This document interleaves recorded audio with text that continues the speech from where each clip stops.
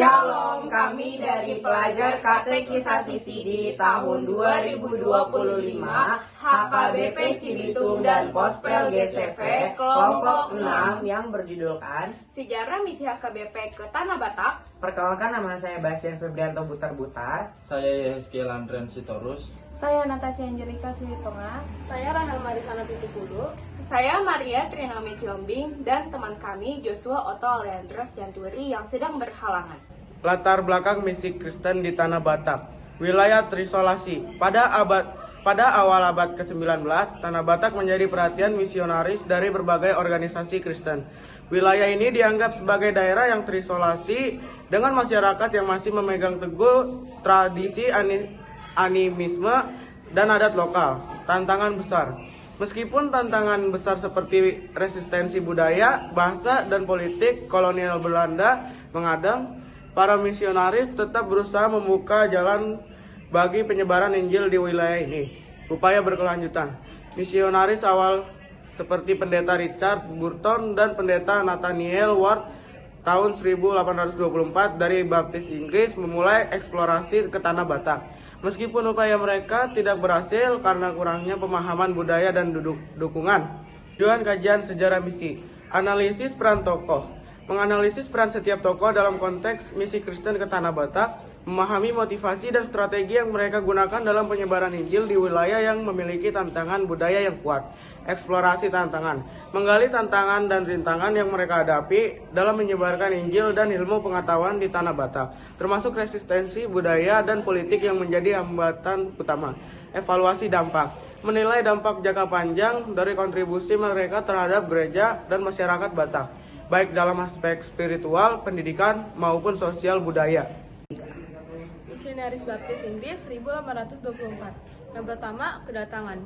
Kedatangan misionaris di Tanah Batak bermula pada tahun 1824 dengan 3 misionaris dari Baptist Missionary Society, yaitu Pendeta Nathaniel Ward, Richard Burton, dan Evan Merce, yang dikirim ke Bengkulu untuk menemui Thomas Stamford Raffles. Yang kedua, penugasan.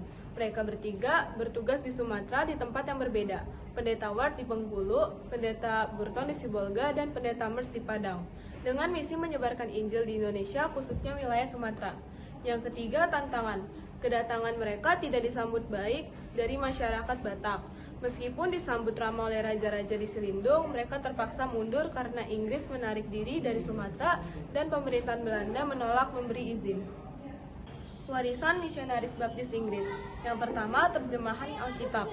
Meskipun tidak berhasil menanamkan Injil, mereka berhasil menerjemahkan sebagian Alkitab King James Version ke dalam bahasa Batak, karena Burton mampu menguasai bahasa Batak dalam beberapa bulan sejak kedatangannya. Yang kedua, pembuka jalan.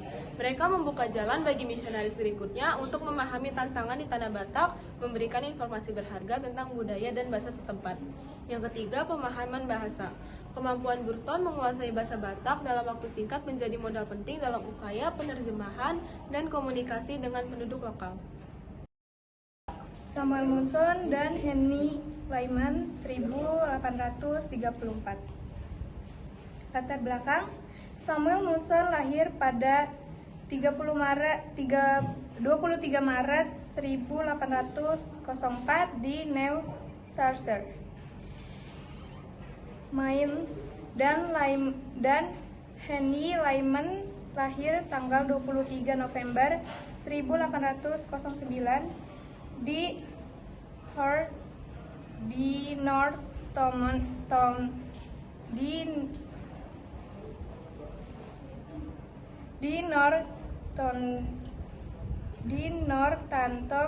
Amerika Serikat. Munson dikenal sedari kecil sebagai seorang anak yang pintar dan cerdas.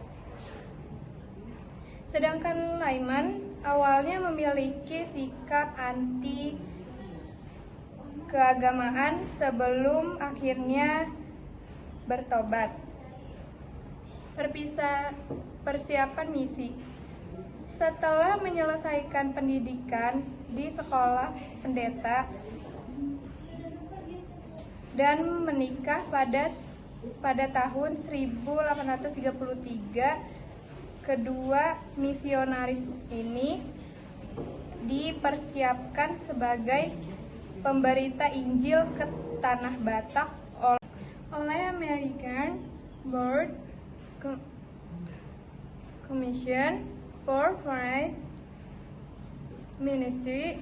Mereka berangkat dari Boston, Amerika pada 10 Juni 1833 dan tiba di Batavia pada 30 September 1833. Perjalanan Munson dan Lyman ke tanah Batak. Keberangkatan dari Padang. Munson dan Lyman berangkat dari Padang pada tanggal 11 Mei 1834 dengan transportasi kapal tongkang oleh penduduk sekitar yang biasanya mengunjungi Pariaman, air bangus, pulau-pulau Batu hingga kemudian ke Pulau Nias. Keterbatasan bahasa. Semangat Munson dan Lyman membuat mereka ingin segera sampai ke tanah Batak, hingga mereka tidak sempat belajar bahasa Batak. Mereka hanya menguasai bahasa Melayu saja sebagai sarana komunikasi. Pendekatan sistematik. Mereka lebih sistematik dalam pendekatan mereka dibandingkan misionaris sebelumnya, dengan fokus pada pengajaran, struktur sosial, dan bahasa masyarakat Batak. Tragedi di Lobu Pining. Yang pertama, 24 Juni tahun 1834. Munson dan Lyman tiba di wilayah Lobu Pining, Humbang untuk melanjutkan misi penginjilan mereka. Yang kedua, penyerangan. Pada malam 28 Juni tahun 1834, mereka menjumpai barikade yang dijaga oleh orang-orang bersenjata. Kemudian terjadi penyerangan yang dilakukan oleh 200 orang Batak bersenjata dari samping dan belakang. Yang ketiga, kematian misionaris.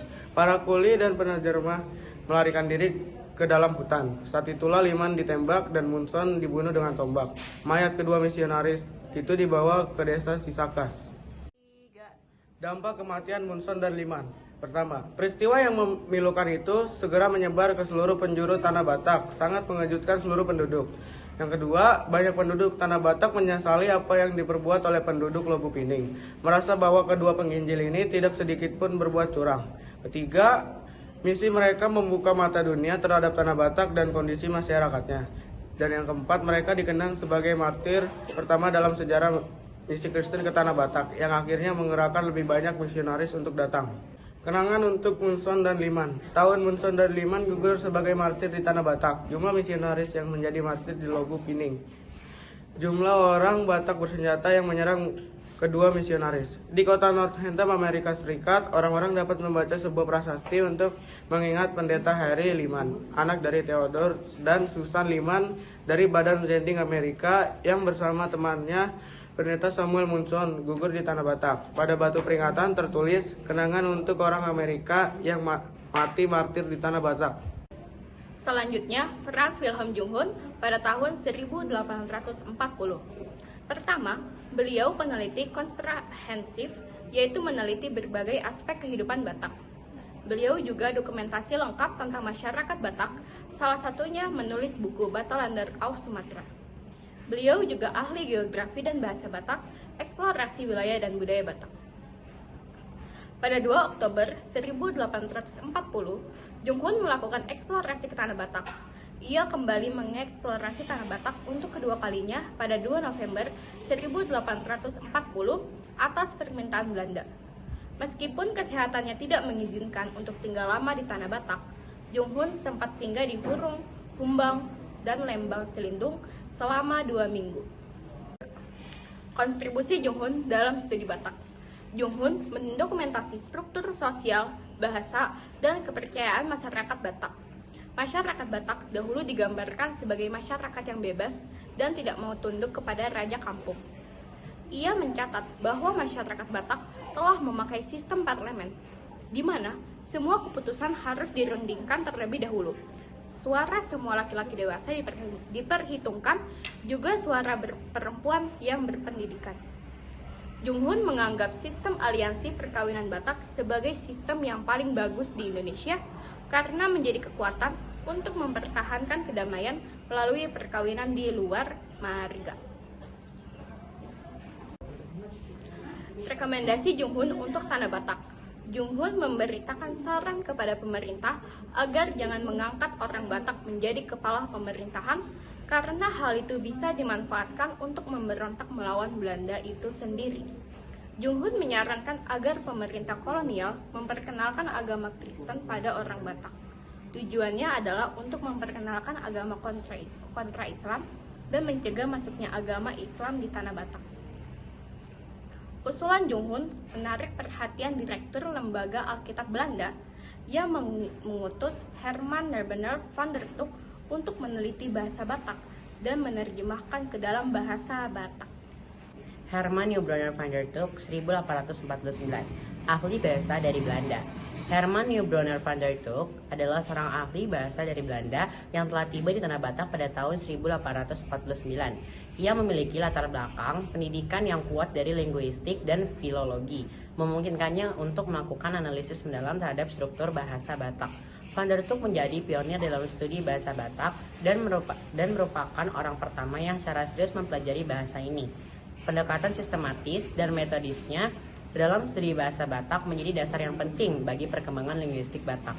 Karya penerjemahan. Dia adalah orang pertama yang menuliskan Alkitab dalam bahasa Batak, serta menerjemahkan bagian-bagian Alkitab, termasuk Perjanjian Baru ke dalam bahasa Batak.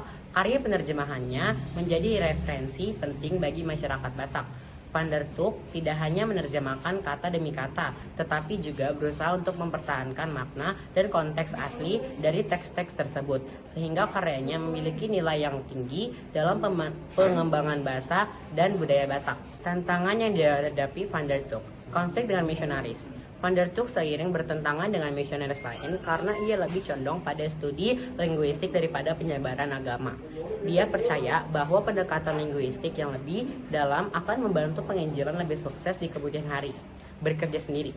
Ia sering kali bekerja sendiri tanpa dukungan yang memadai dari lembaga misi yang lebih fokus pada penyebaran agama daripada studi bahasa dan budaya. Kesulitan konsep teologis. Ia menghadapi kesulitan dalam menerjemahkan konsep-konsep teologis yang tidak memiliki padanan langsung dalam bahasa Batak, yang menambahkan kompleksitas tugasnya. Perbedaan budaya, istilah-istilah yang berkaitan dengan doktrin Kristen seringkali tidak memiliki ekuivalen yang tepat dalam bahasa Batak, sehingga ia harus menciptakan istilah baru atau menjelaskan konsep-konsep tersebut. Dampak dan warisan Van der Tuk. Landasan penginjilan. Karyanya dalam menerjemahkan Alkitab ke dalam bahasa Batak menjadi landasan penting bagi misionaris selanjutnya, termasuk non-Manson. Terjemahannya memberikan akses kepada masyarakat Batak untuk memahami teks-teks suci dalam bahasa mereka sendiri. Metode linguistik. Metode linguistik yang ia kembangkan masih digunakan hingga saat ini dalam studi bahasa Batak. Contohnya seperti aksara-aksara dalam bahasa Batak. Menunjukkan relevansi dan keabadian pendekatannya dalam memahami struktur dan karakteristik bahasa-bahasa Batak.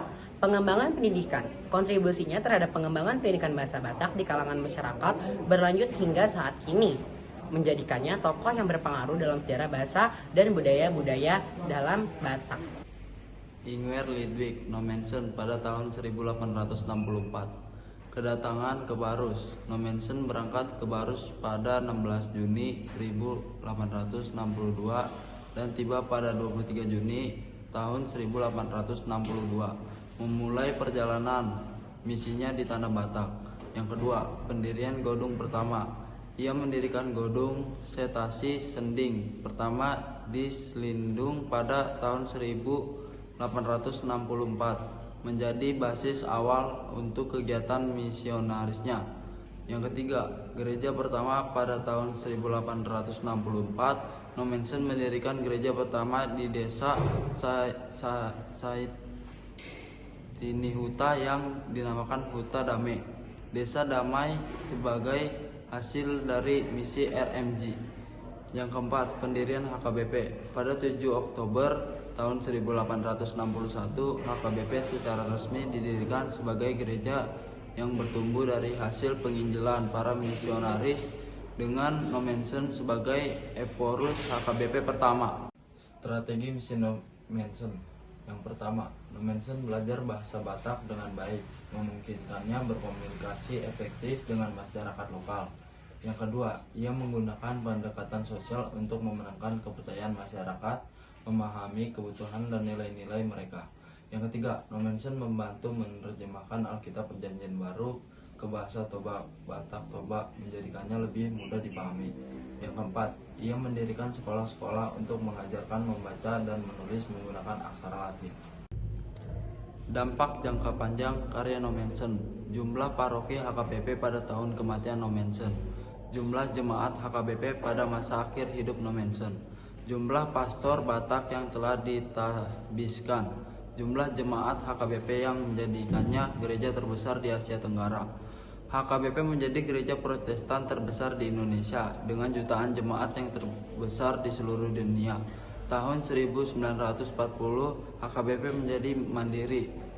Tahun 1984 menjadi anggota Dewa Oikumene dan tahun 1952 menjadi anggota Serikat Dunia Luther. Kontribusi nomensen dalam pendidikan. Model penginjilan yang dilakukan nomensen menjadi inspirasi bagi misionaris lain yang menyebarkan Injil di Indonesia. Ia mendirikan sekolah-sekolah di berbagai wilayah untuk mengajarkan membaca dan menulis menggunakan aksara Latin, menggantikan aksara Batak dalam banyak aspek kehidupan. Kontribusi dalam pendidikan menciptakan generasi Batak yang lebih melek huruf, yang kemudian banyak berperan dalam berbagai bidang di Indonesia. Pendekatan pendidikan ini menjadi salah satu warisan terpenting dari karya nomensen di Tanah Batak. Berikut perbandingan pendekatan misionaris. Tantangan misionaris di Tanah Batak. Resistensi budaya. Masyarakat Batak memiliki tradisi dan kepercayaan yang kuat, sehingga sulit menerima ajaran baru yang dianggap mengancam adat istiadat mereka. Hal ini menjadi tantangan utama bagi para misionaris dalam menyebarkan Injil.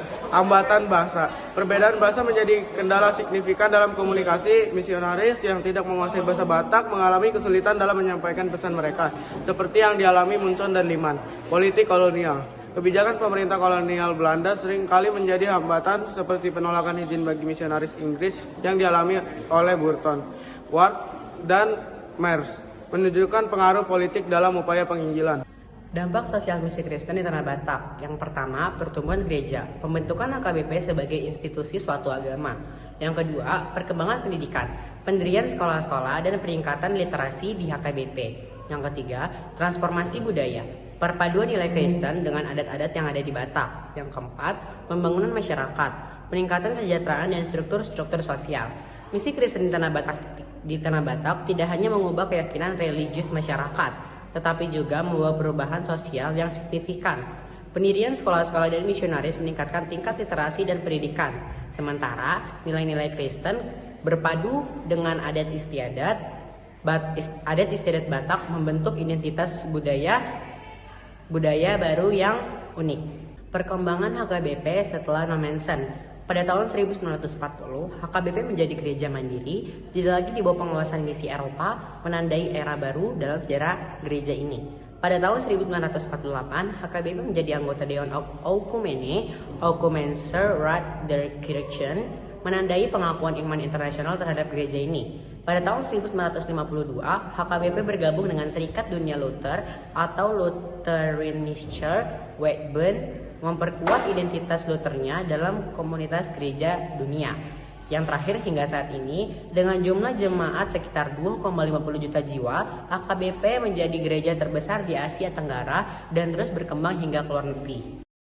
Warisan linguistik misi Kristen. Sebelum kedatangan misionaris, masyarakat Batak menggunakan aksara Batak tradisional yang memiliki karakteristik unik.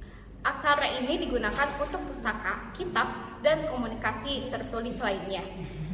Yang kedua, misionaris seperti Van der Tuk dan Nommensen memperkenalkan aksara Latin untuk menuliskan bahasa Batak, terutama dalam terjemahan Alkitab dari material pendidikan yang secara bertahap menggantikan aksara tradisional. Lalu, bahasa Batak modern. Saat ini, bahasa Batak ditulis dengan aksara Latin, namun tetap mempertahankan kekayaan kosakata dan struktur aslinya. Upaya pelestarian bahasa terus dilakukan melalui pendidikan dan publikasi. Grafik ini menunjukkan pergeseran besar dalam sejarah kepercayaan masyarakat Batak. Kita melihat bagaimana perjalanan misi, termasuk perjuangan para tokoh seperti Nommensen, Van der Tuk, dan lainnya, menghasilkan perubahan mendalam dalam tatanan spiritual orang Batak. Bagian terbesar dalam grafik ini, kurang lebih 60-65%, bagian terbesar dalam diagram ini mewakili kelompok masyarakat Batak yang kemudian menerima kekristenan, khususnya dalam bentuk Protestantisme seperti HKBP. Bagian kedua, kurang lebih 15-20%. Masih ada sebagian yang mempertahankan kepercayaan tradisional atau ugamo malim atau bentuk adat kepercayaan leluhur. Bagian ketiga, kurang lebih 10%. Sebagian kecil berpindah ke agama lain, termasuk Katolik, Islam, atau pengaruh misi lain di luar RMG. Bagian kecil lainnya, kurang lebih 5% ke bawah. Sisanya bisa mencakup kelompok-kelompok sinkretik, agnostik, atau komunitas yang terpapar modernisasi namun belum mengikatkan diri pada agama formal. Grafik ini tidak hanya menunjukkan angka, tetapi sebuah kisah panjang. Ia merekam respon manusia Batak terhadap Injil, terhadap perubahan, dan terhadap makna hidup. Tugas kita hari ini bukan hanya menghitung persentase, tapi merawat nilai dan warisan iman yang telah ditanam oleh generasi sebelumnya. Pengaruh misi kekristenan pada adat Batak sebelum misi Kristen. Yang pertama, praktik anisme dan pemujaan roh leluhur sangat kuat. Yang kedua, sistem marga dan perkawinan diatur ketat oleh adat. Yang ketiga, beberapa praktik seperti kanibalisme masih ada di beberapa daerah. Yang keempat, pustaha, kitab kuno menjadi panduan spiritual utama. Yang kelima, datu atau dukun memiliki peran penting dalam masyarakat. Setelah misi Kristen, ajaran Kristen menjadi landasan spiritual utama. Yang kedua, sistem marga tetap dipertahankan namun disesuaikan dengan nilai Kristen. Yang ketiga, praktik-praktik yang bertentangan dengan ajaran Kristen dihilangkan. Yang keempat, Alkitab menggantikan pustaha sebagai panduan spiritual. Yang kelima, pendeta menggantikan peran datu dalam banyak aspek kehidupan. Perjalanan dan sejarah misi di tanah Batak. Yang pertama, pentingnya pemahaman budaya. Kegagalan misionaris awal seperti Burton, Ward, dan Merce, serta tragedi Munson dan Liman menunjukkan pentingnya memahami budaya lokal sebelum melakukan penginjilan. Keberhasilan Nommensen sebagian besar disebabkan oleh pendekatannya yang menghormati dan memahami budaya Batak. Yang kedua, peran bahasa dan penginjilan. Karya linguistik Van der Tuk dan kemampuan Nommensen menguasai bahasa Batak menjadi kunci keberhasilan misi penerjemahan Alkitab ke dalam bahasa lokal, memungkinkan masyarakat Batak memahami ajaran Kristen dalam konteks budaya mereka sendiri. Yang ketiga, integrasi nilai lokal dan universal. Pendekatan yang menghargai nilai-nilai lokal sambil memperkenalkan ajaran universal Kristen menciptakan bentuk kekristenan yang unik dan berkelanjutan di tanah Batak, menjadi modal bagi misi lintas budaya di tempat lain. Kontemporer HKBP. Yang pertama, globalisasi. Menghadapi arus globalisasi yang memengaruhi nilai-nilai tradisional. Yang kedua, generasi muda. Menjaga relevansi bagi generasi muda yang semakin modern. Yang ketiga, pluralisme, hidup berdampingan dengan komunitas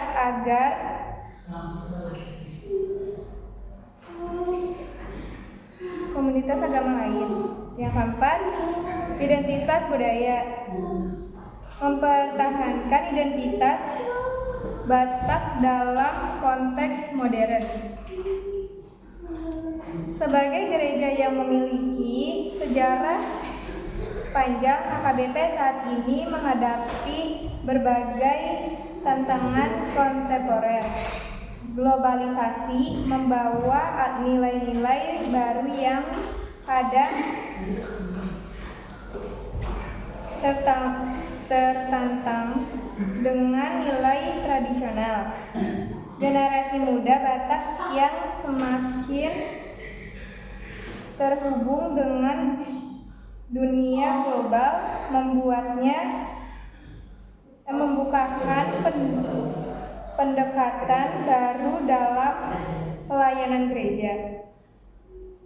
Hidup dalam masyarakat yang semakin pluralistik juga menuntut HKBP untuk mengembangkan sikap inovatif sambil tetap mempertahankan identitas keagamaannya. Tantangan untuk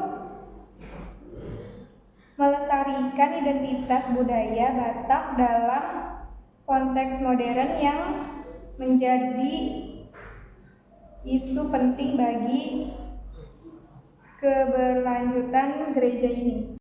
Warisan misi Kristen di Tanah Batak. Proses penyebaran agama Kristen di Tanah Batak melibatkan banyak misionaris yang berjuang dengan tantangan dan kesulitan yang besar.